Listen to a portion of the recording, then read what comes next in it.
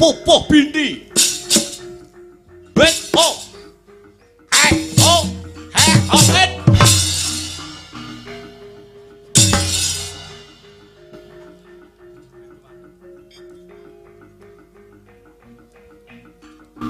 kut het eta wes bet o worok pedang bos lo et bat o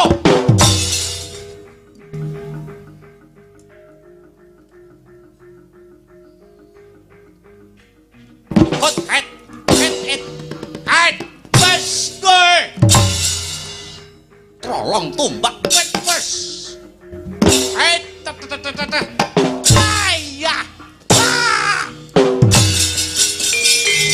Ayo diliane.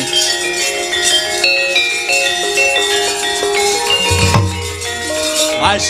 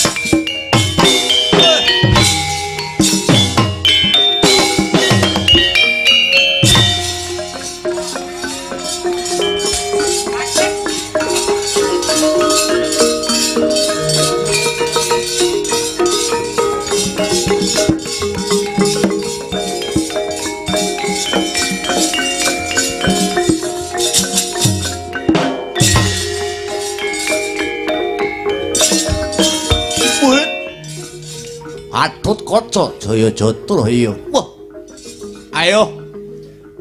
Urung nangkono bakal nglamar Purpawati Praposari. Ora bakal tak urungake lamun durung kasempatan kang dadi sedyaku etan-etanan kembelon asmu.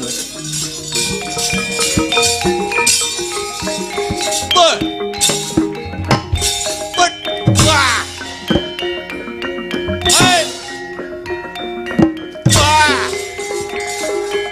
Bos. Hai.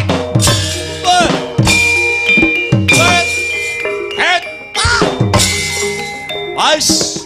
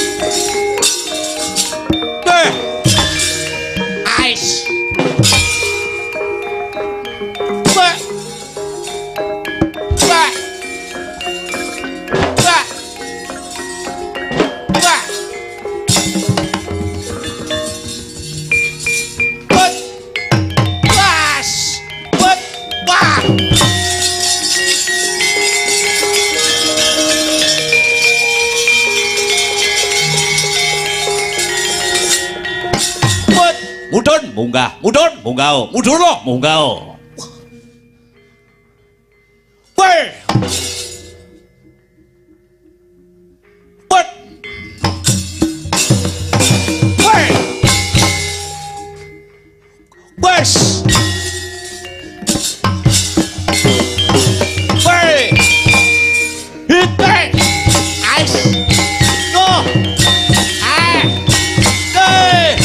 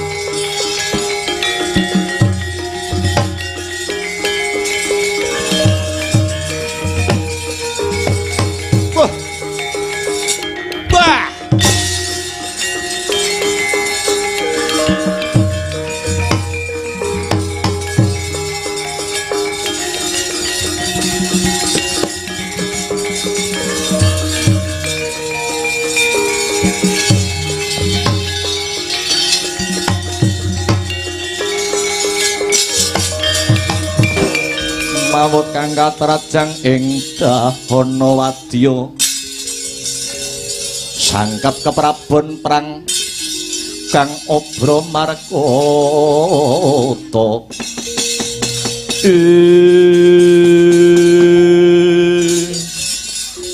wah adalah Kartomarma piye mo kowe yo melu dleweran sing dadi getihmu beset kabeh. Beset kulitmu dleweran getihmu. Piye? Berhasil mateni Gatotkaca ora? Gagar wigar mbabar wirang paman. Gagal piye? Sekawit kula kalian kadang para sata Kurawa badhe mejahi satriya Pringgondani Gatotkaca nggih. Nanging tinemunipun si Gatotkaca didombani kalian Pendhita Kendhali Sada pun Anoman. Mboten namung Anoman nanging ugi wonten Antarja dalah Antasena. Lah peranan Pandhawa komplit Paman.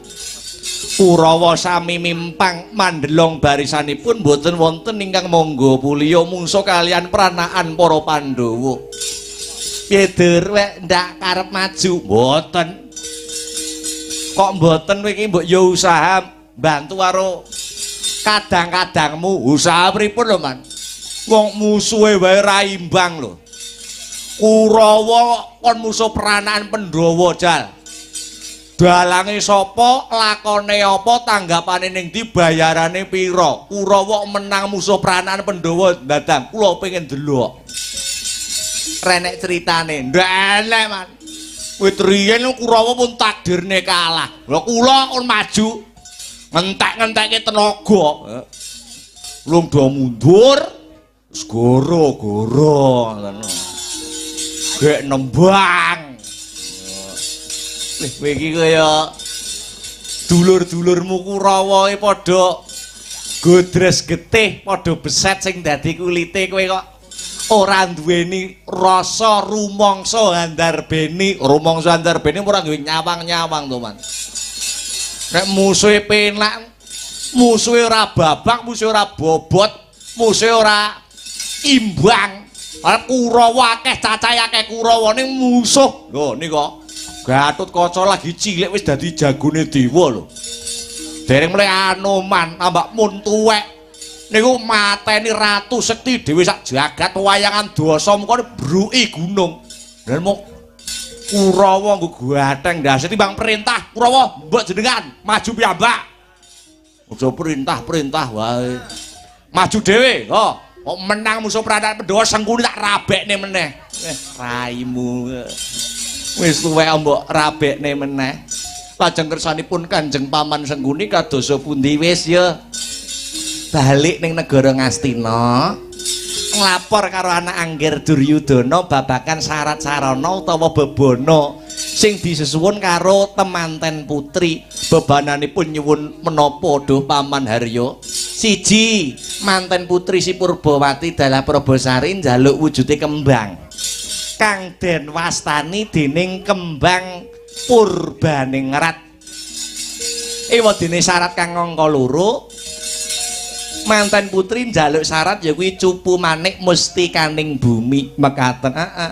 Kamangka wiwit jabang nganti cerapang kuncung nganti gelung, wiwit indil-indil nganti ondol-ondol, wiwit muda nganti tuwa Sengkuni ndak tau roh kembang kok jenenge Purbaningrat. Apa meneh cupu napa, Man? Cupu manik mustikaning bumi. Ning mbok menawa iki mengko sakwise awake dhewe bali Ngastina dienengake sarasian, mbok menawa para pini sepuh ngerti papan panggonane. Syarat 2 kuwi mau. Monggo Paman. Uyung-uyung nyengkuyung bali mawon teng negari Ngastina tiwas musuh pranaan Pandhawa babar wirang ayele Dursasana Karta marmo ngerek gendera Bali ning negara Ngastina.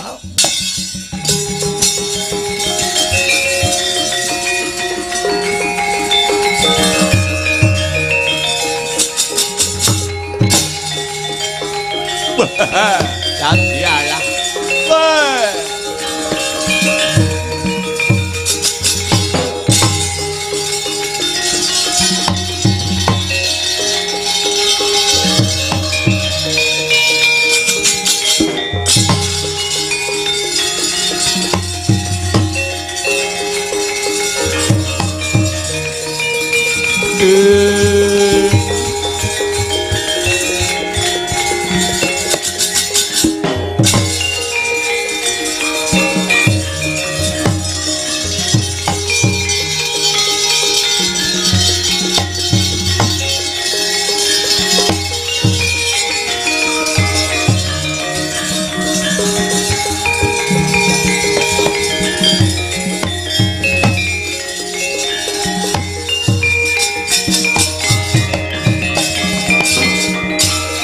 Mongko kantining tumu salame mong awas eling lukitaning alam kadiwedyaning dumadi Sak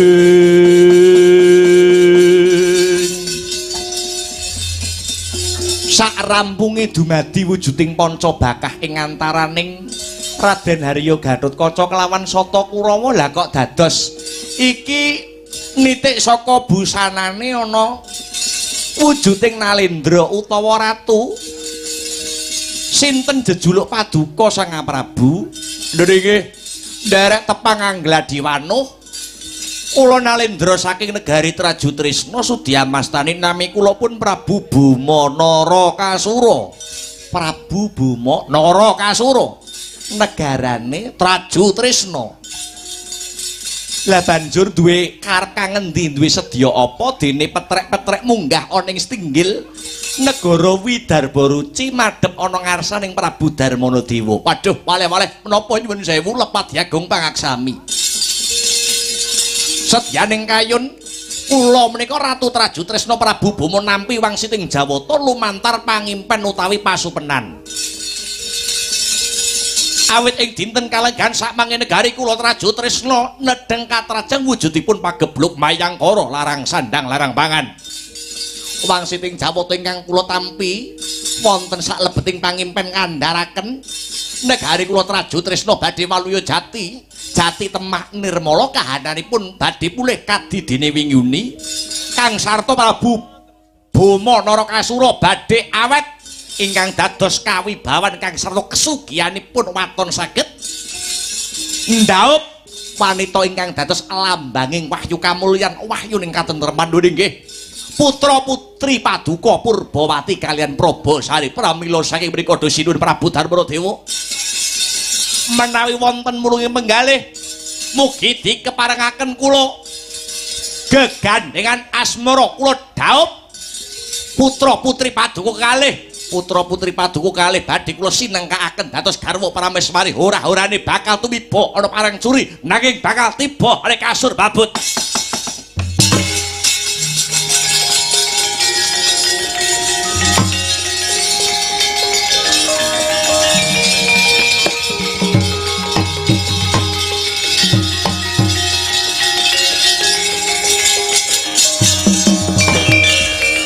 Kados sepundi lamaran kula dipun tampa napa dipun tampik dipun tampa napa dipun tulak waleh-waleh menapa Sang Prabu ora kok ateges aku nampik utawa nolak sing dadi panglamare Sang Prabu sapa Bama nggih ratu saka negara Traju Trisna. Ning dadekno sumurutmu Sang Prabu sing nglamar anakku wedok ora ngemongake panjenengan Sang Prabu Bama. Lho, sinten malih?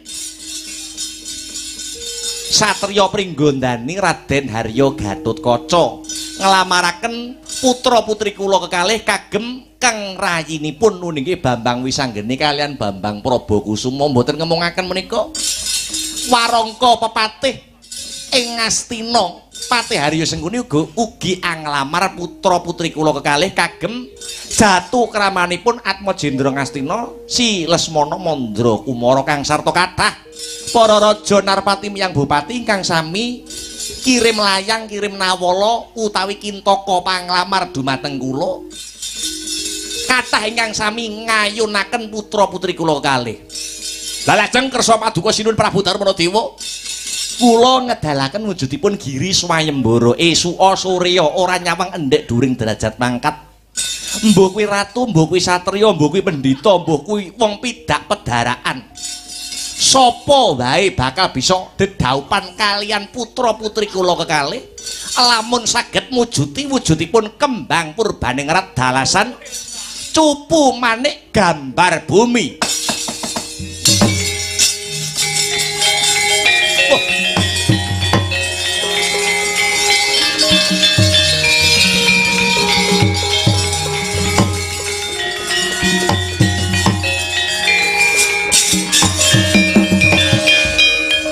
Kembang Purbaningrat kalian cupu manik gambar bumi utawi cupu manik mustikaning bumi. Nggih.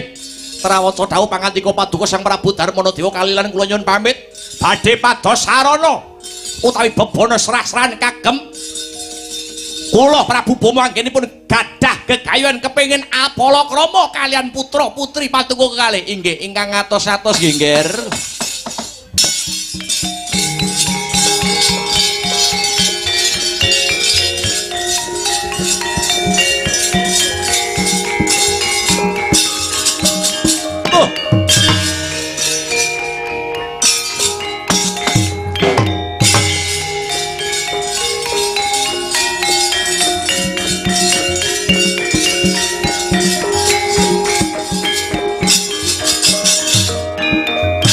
Aman.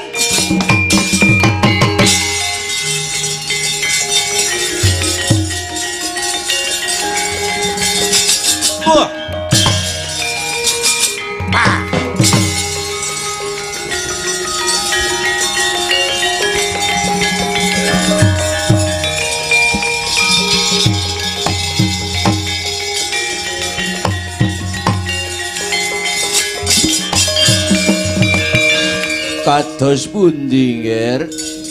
Dipun tampa napa dipun tampik panglamar paduka wonten syarat-syaratanipun.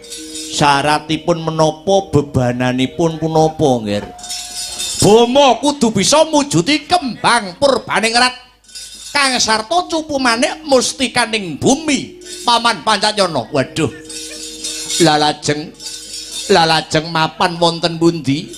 Mapan wonten pundi syarat kalih kala wujudipun kembang Purbaningrat dalasan cupu manik mustikaning bumi kula badhe tanglet Kanjeng Ibu kula.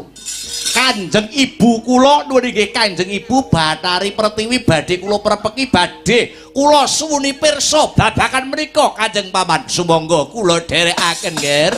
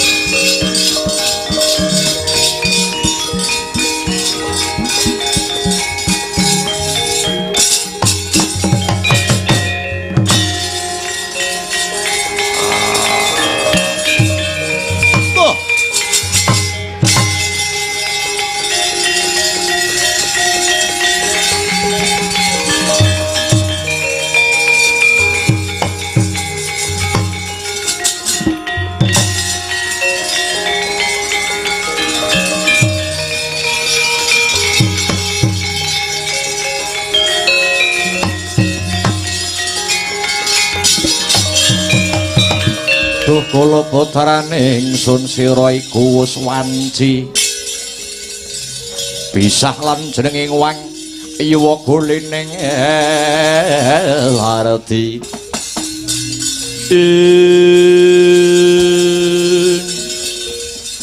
yen ora sisip kang dadi pandulu kuwi iki anak anongan endi to Bomanara Kasura kang mrepeki unggane kang Ibu pun Pertiwi. Nggih nggih Kanjeng Ibu. Kula nderek matur apa Bomo? Kula kepingin dedhaupan kalian satunggiling wanita ingkang dados gegantilaning manah kula. Awit ingkang putra nampi wangsit saking Purajawata lumantar pangimpen.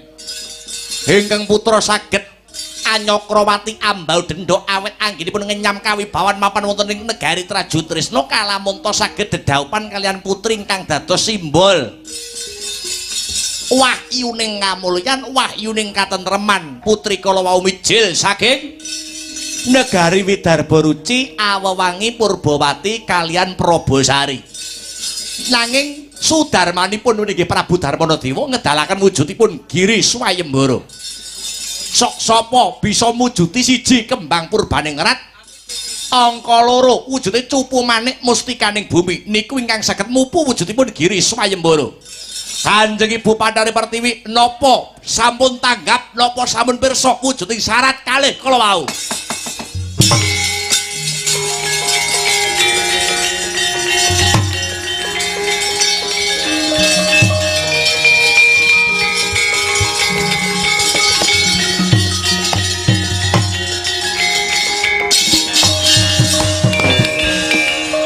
para coba gandeng gedhe katresnanipun ibu kelawan jeneng sira kula Bamanara Kasura pun ibu kang bakal mbudidayake kados pundi margi ingkang kedah paduka tempuh aku bakal munggah ana Kahyangan Suralaya mratitisake kelawan para Jawata apa kembang purbaning rat kang sarta cupu manik mustikaning bumi kuwi apa pancen dewa sing ngregem dados Kanjeng Ibu Bathari Pertiwi badhe minggah wonten Kahyangan Suralaya ngiri kalengan sakmangke pancen bener Bomo nyebar gedhongkara sabar sawetara ya kula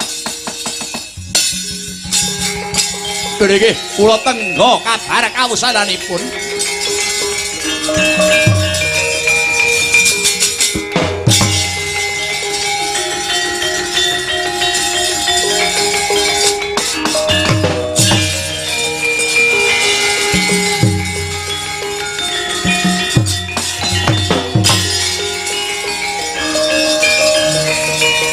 Milangkori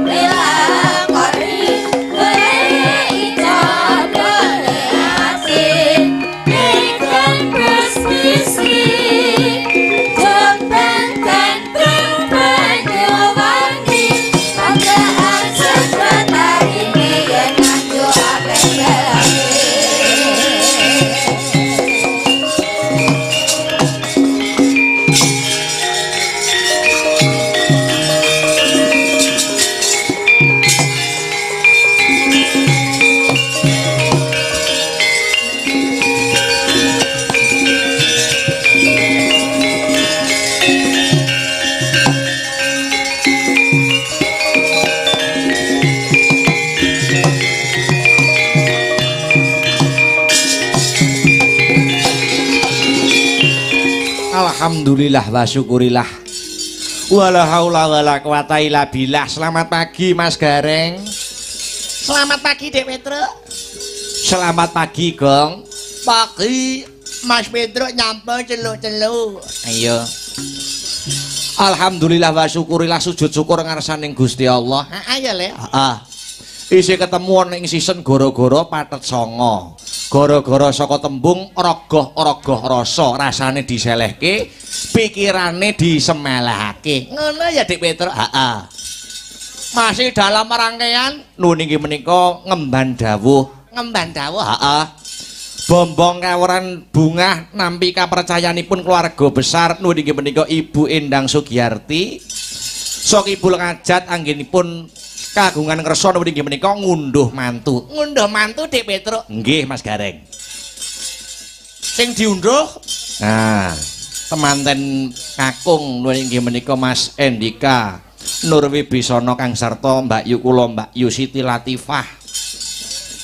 Didongake muga-muga dadi temanten sing sakinah mawaddah warahmah, tansah pinayungan ing karaharjan, katentreman kang sarta kebagas warasan ya Dik Petro. Amin ya rabbal alamin. Pancen sing disesuwun nggih kados mekaten. Pramila kula Mas Gareng, Dik Bagong, mboten saged matur menapa-napa namung saged ngaturaken panuwun ingkang tanpa upami. Awit kula Mas Gareng Dik Bagong sak rombongan sampun nampi kapitayan ingkang ageng, kapitayan ingkang gedhe niki menghibur.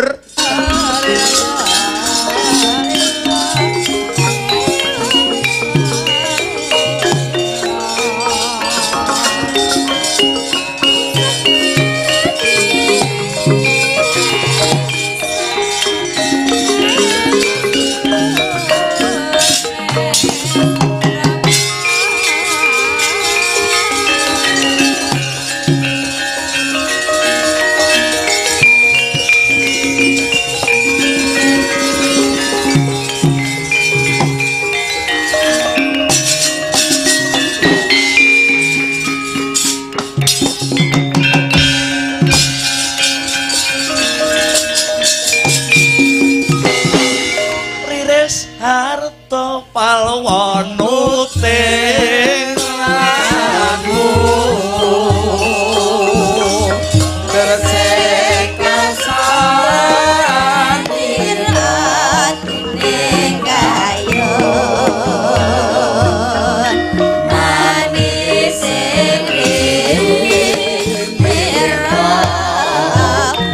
Semedi malah diening nutupi Babanawa Sanga. Risang Radyan Wisanggeni kalian Bambang Probo Kusumo tingkem netra kekalih boten wonten ingkang winawas muhung kawas padaning kawicaksanan ingkang den sedya muhung meminta mring Siing Bathara nyuwun kanugrahan mring Bathara anggenipun kagungan gegayuhan anggenipun kepingin Apalakrama kalian Kembang Widarba Ruci nenggih Risang Purbawati dalasan Probosari supados negari Ngamarta saged maluya jati-jati temah nirmala nalika kocap ana cahya mantresak sada lanang tumedhak wonten ing sumur Jalatundha anjogaraken ingkang nedheng mangantapa nenggih Risang Bathara Naradaya sang Kaneka putra gawe kagiat ingkang hamangun tapa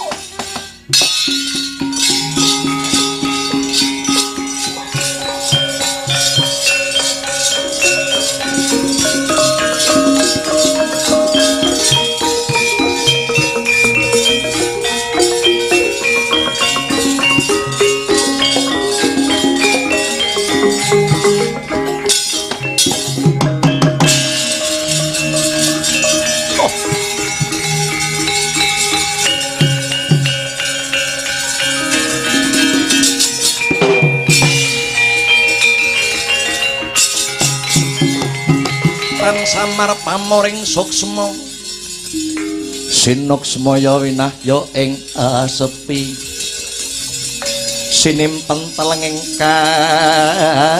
kalbu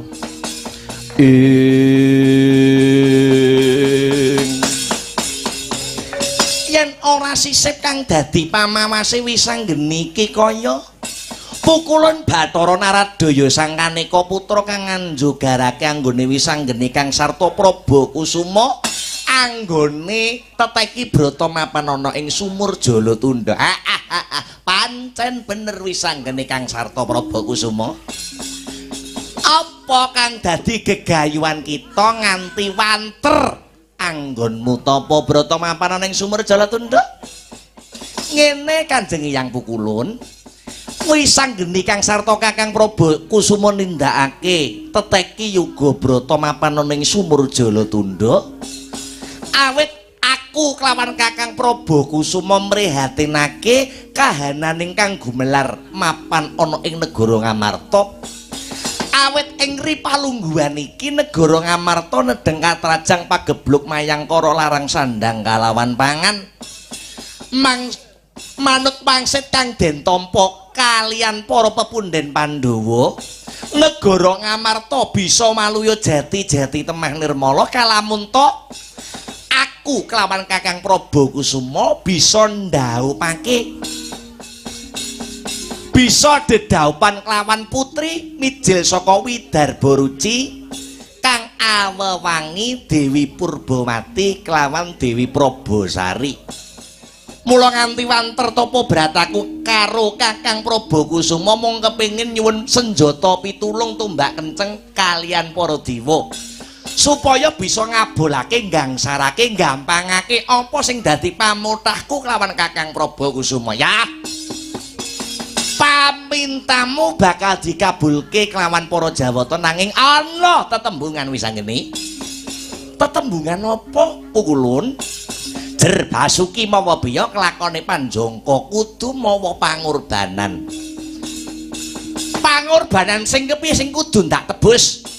Dina iki kayangan geger merga saka pangamuking Brahmana cacah loro sing jenenge Begawan Kaneka Sabda kelawan Begawan Dayeng Sabda. Ingkang gugat marang para Jawata njaluk dalaning mati. Para dewa padha kasesering jurit. Manut panggraitane Pukulun Manikmaya ya mung kita sakloron Bambang Wisanggeni kelawan si Praba Kusuma kang bisa ngerampungake karya iki.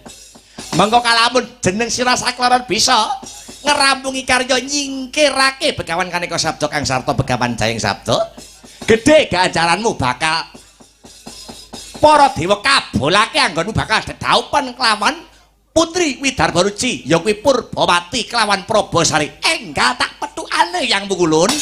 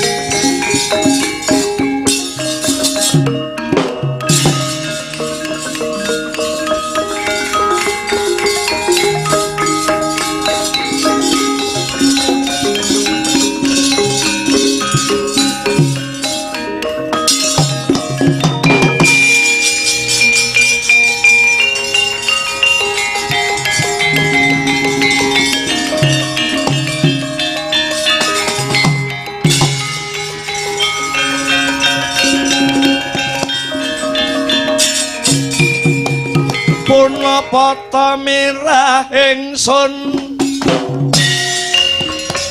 prihatin pas pokong mijil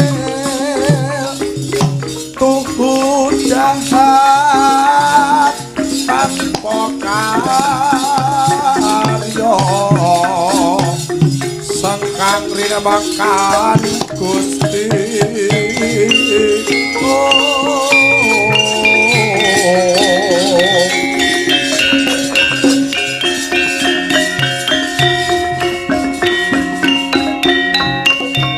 Yo jagat yo dewa yo Bathara ana pawongan loro kang merpeki marang aku Begawan Kaneka Sabda. Aku Begawan Jayeng Sabda.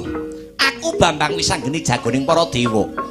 Aku Bambang Prabakusuma.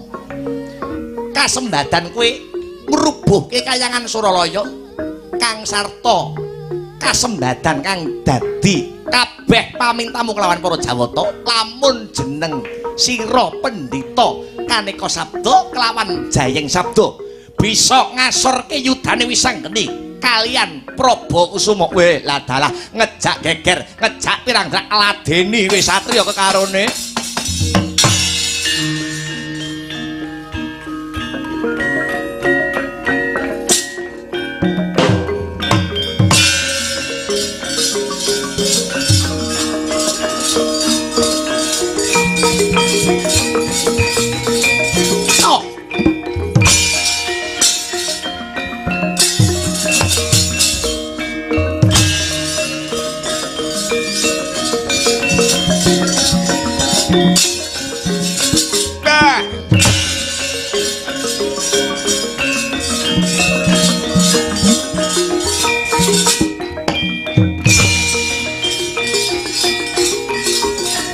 Awas, hei!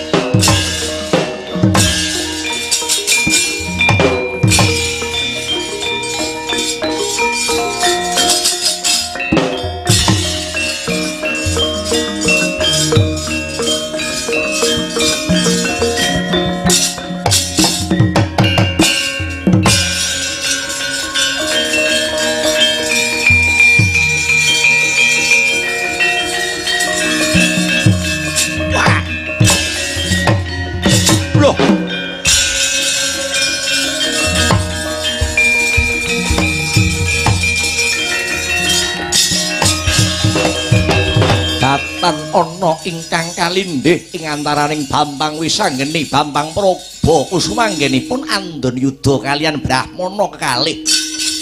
Wauta kaya mangkono sedakep saluku tunggal Bambang Wisanggeni kalian Bambang Prabakusuma meminta marang kekiyataning Gusti ingkang Mahanasa ana daya linuwih saking anggane Risang Wisanggeni dalah Bambang Prabakusuma ingkang angindangake ragane Brahmana kalih. Brahmana kekalih badar sejatining wujud kembang purbaningrat kalian cupu manik mustikaning bumi.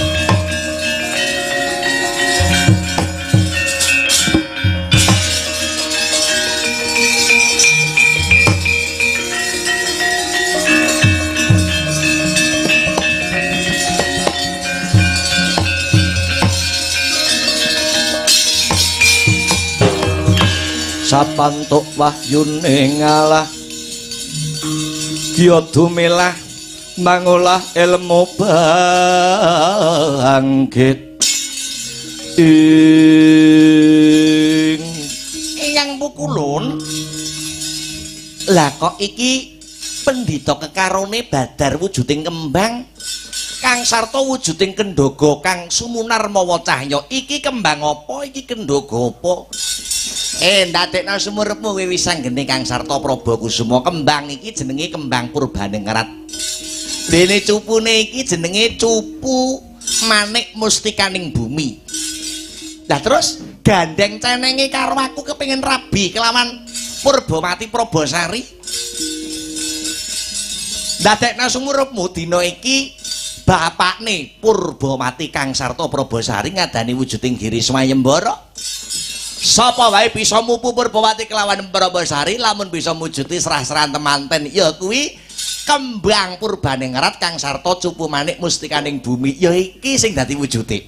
Mangkono Eyang Pukulun pancen bener mula rada maju kang dadi lungguh kita.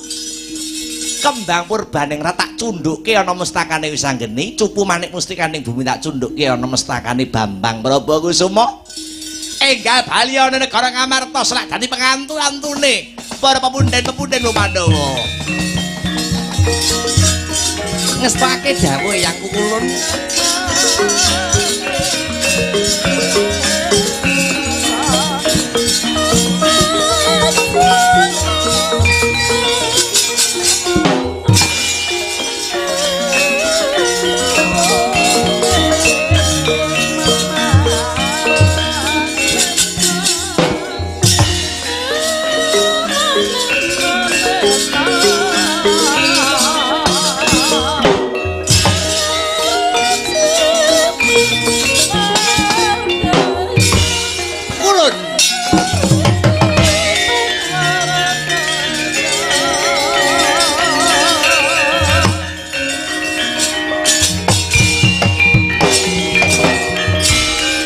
Sing tupo kumelun kening kentias sang ngapeke Pertiwi muning nggih Pukulun krenggosan napasmu daleweran keringetmu ana pari gawe apa Pertiwi? Duh Pukulun bot-botipun kula tinangisan kalian ingkang putra ing Traju Trisna nuwun inggih anak kula pun Bama Narakasura. Bama nuwun inggih Bama anggadahi kepenginan anggadahi dami-daman kepengin dedaupan kalian wanita mijil saking Widarba Ruci ingkang nama Purbamati Probosari ingkang minangka dados prasimbol wahyuning kamulyan wahyuning katentreman. Lah banjur nanging kedang udaneni wujudipun syarat sarana utawi bebono setunggal kembang Purbaningrat angka kalih cupu manik mustikaning bumi menapa pancen leres mbok menawi syarat kalih kala wau Jawata ingkang regem aduh telat Pertiwi telat kembang Purbaningrat kelawan cupu manik mustikaning bumi wis dadi judune anak Janaka kang patutan kelawan midodari ya kuwi Wisanggeni Kang Sarta Prabakusuma syarate loro-lorone kembange cupune wis digawa bocah loro wis Bama kon golek bocah liya kuwi wis dadi takdir jodone satriya anak Janaka kang patutan kelawan midodari.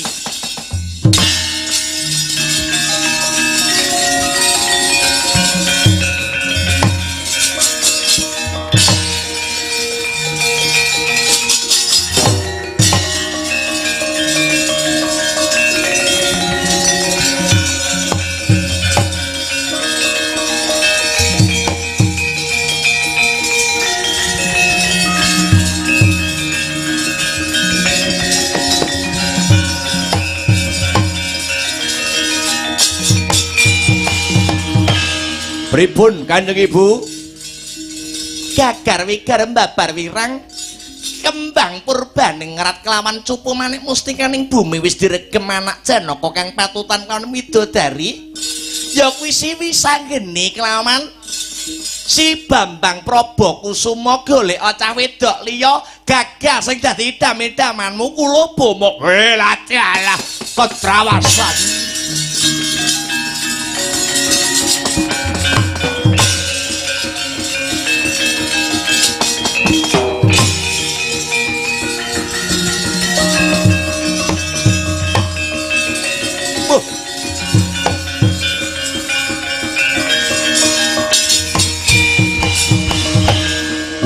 Arjuna.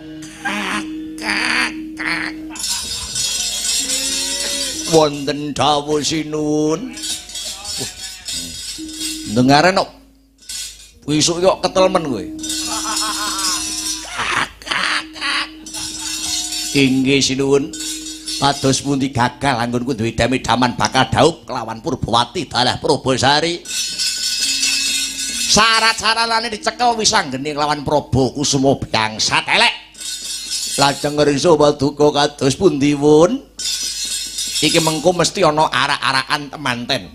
Sajroning arak-arakan temanten si wis anggene kelawan si Prabu Kusuma. Kowe kang bisa mabur ning gegono.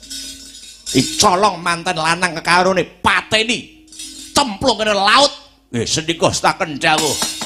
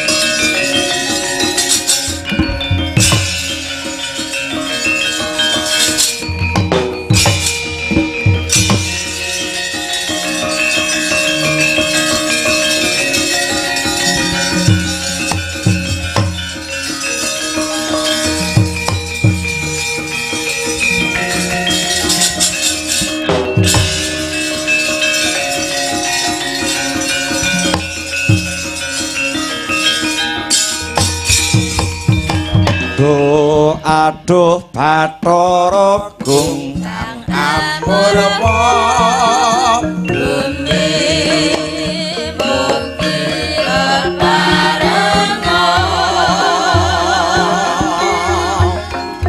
paring panjang sapa marang kawula kang bisa pilih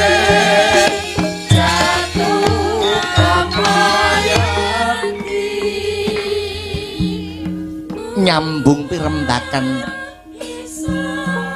Tri Ari Kawuri utawi tigang dinten kepungkur babakan usadananipun negari Ngamarta kanthi syarat putranipun Yayi Janaka ingkang patutan kaliyan midodari kedah daup kaliyan Putri Widarba Ruci ingkang dados prasimbol wahyuning kamulyan ingkang sarta wahyuning katentreman. Oh nggih, wangsit ingkang kula tampi kadosa makaten Yayi. Janaka kula wonten dawuh Kanjeng Koko Prabu. Piye? Yayi apa wis perintah duta inen nglamar mapan ning negara Widarba Ruci? Lho nggih sampun kula sampun perintah pulunan kula lari pringgondani nuninggipun Gatotkaca supados ngebun-ngebun enjang angengudang sore nglamar sekaring kedaton Widarba Ruci nuninggipun Purbawati dalah Probosari. Yen mangkono tegese mung kari nunggu tekane anak Werkudara. Ya kuwi si Gatotkaca kira-kira panglamare ditampa apa ditampik?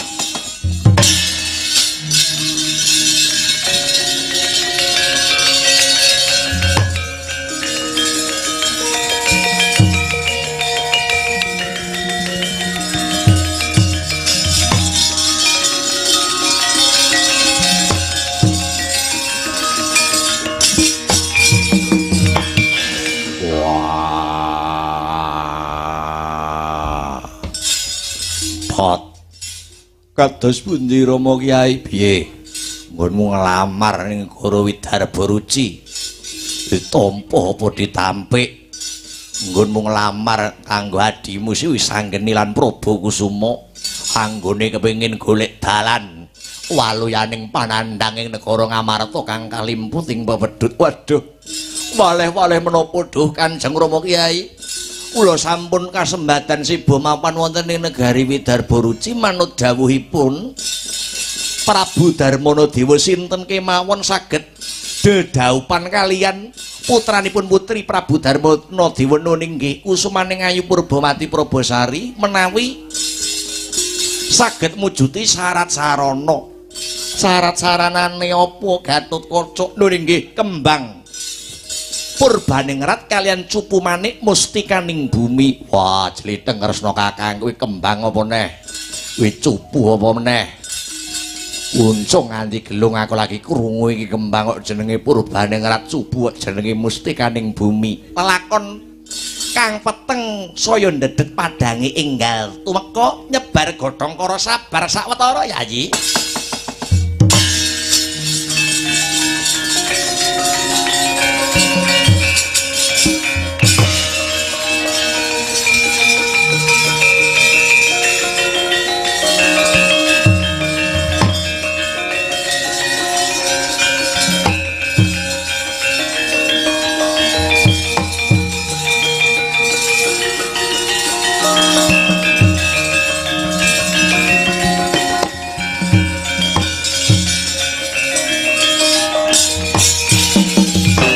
Aning satriya linuwe kang maradi mring kautaman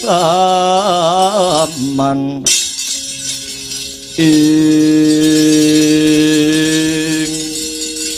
wisanggeni Prabakusuma kang wis timbul piye kabar wusanane anggonmu teteki ayoga brata manut kelawan printahe Kanjeng Rama cegah dahar kelawan guling. Kanjeng Rama, aku iki mau kelawan Kakang Prabakusuma malah kelakon dadi jagoning Dewa Mrunasatru murka ingkang ngamuk punggung Suratamtu mapan ana ing Kahyangan Suralaya ya kuwi jenenge Begawan Kanika Sabda kelawan Begawan Jayeng Sabda mangkono wisanggeni. Iya badar sejatining wujud pendhita loro wujute kembang Purbaningrat kelawan cupu manik mustikaning bumi.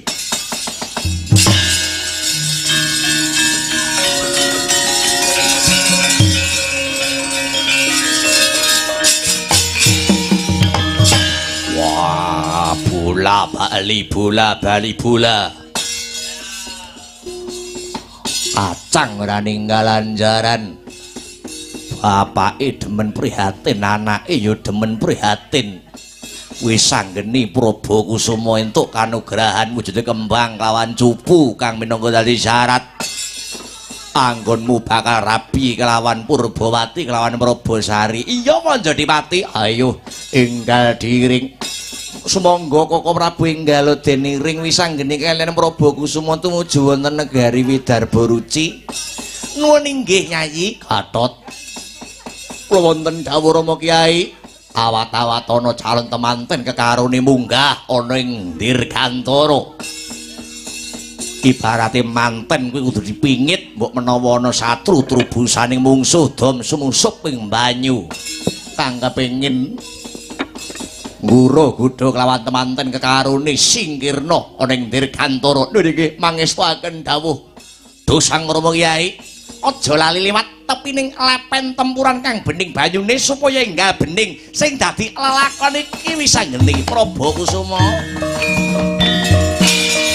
Lumayan siji kekule sakone kuro sampe ameluki matandane hati newasadengga ringkang panjarina mencorong benang kaca nenglojan melayu tumandang makarya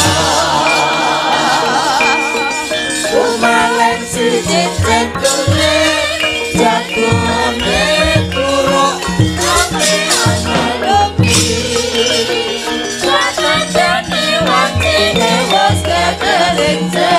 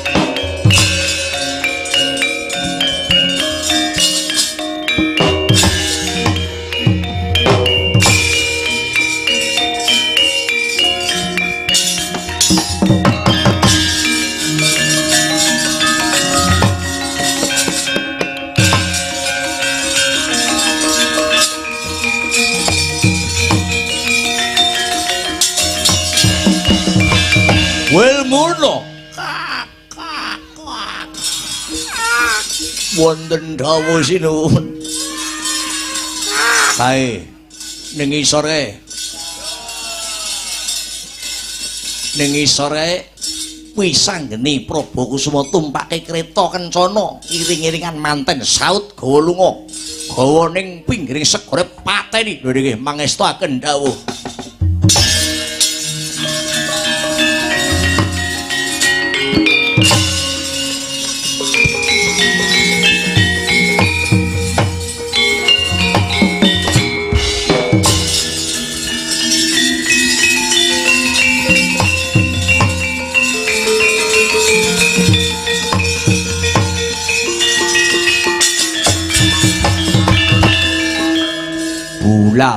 Bola bali Gatut Kaca dadi pepalang lakon Wahyu Topeng Waja kowe dadi pepalang lakon Kikis Tunggarana kowe dadi pepalang lakon Wahyu Senopati kowe dadi pepalang apa abamu Kakang Bomo arepe ngganggu gawe marang keslametane Yayi Wisanggeni lan Prabu Kusuma.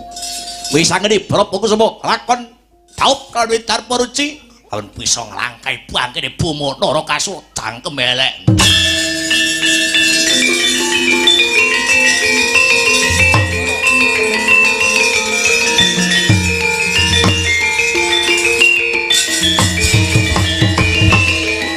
Wah, Ceteng Kresna kakangku Werkudara piye? Gatot karo Bomo malah tukaran. Kowe dadi kusire para Pandhawa disa ngrampungi perkara iki. Janji ora iso misah anakmu karo anakku. Anak mesti anak, bapak mesti bapak. Lho. Aja ngono to kowe iki kok iso mangsaku tak pisahe. Oh. Oh.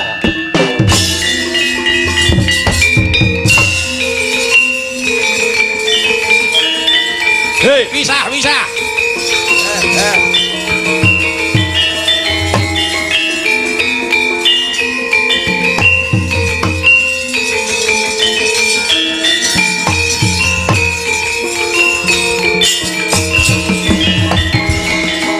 Piye? Maksudmu piye, Bomo? Kula mboten nrimah si Wisanggeni lan Prabu Kusuma rabi kalian Purbawati kalian Probosari. Kula iki kepengin rabi kalian wong Widarpa Ruci. Arep entuk wahyu kamulyan, wahyu katentreman. Golek wahyu liyane ya cah bagus, golek wahyu liyane.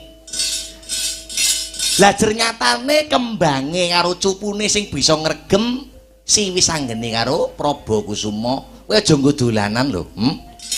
Siji, petung perkara bojo wong jejodohan, loro petung perkara lemah warisan, ora kena nggo dolanan.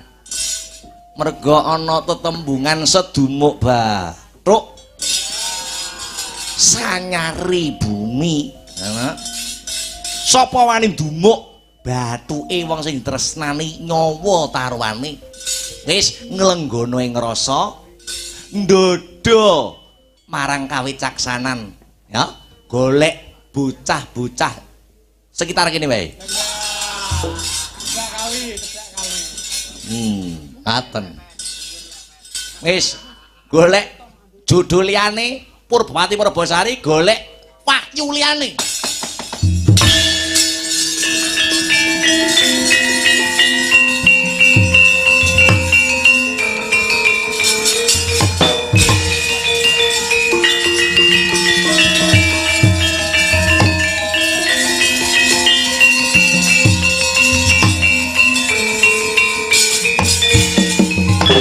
Lising kandha ringkesing carita sedaya uba rampen sampun samapta.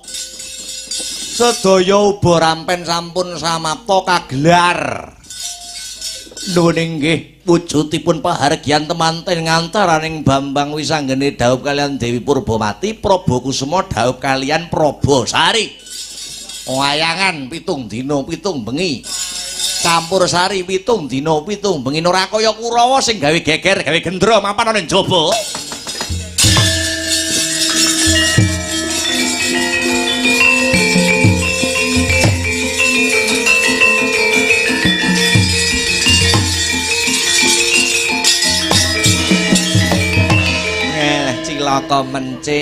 cilaka mencit. Sing sida rabi lek wis anggeni karo si Prabu Kusuma anak Janaka. Biangane tanjir tenan. Kurawa.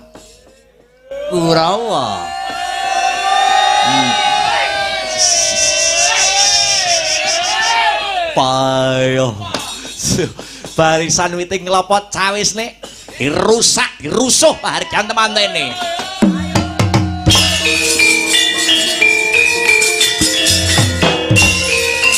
Ho ho.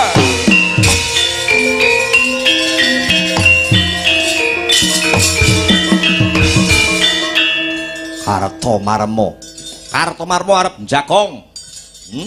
Karto arep jagong temantene wis anggeni. Darasan Prabu Kusuma rabi karo Putri Widarparuci among tamune Werkudara rangsang Palawarti.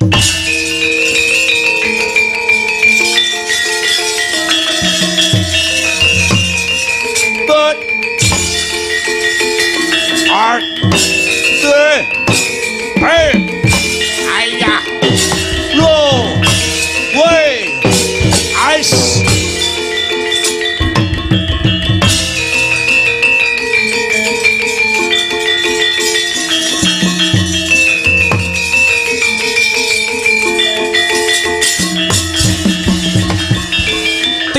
hilang nyawamu Tara.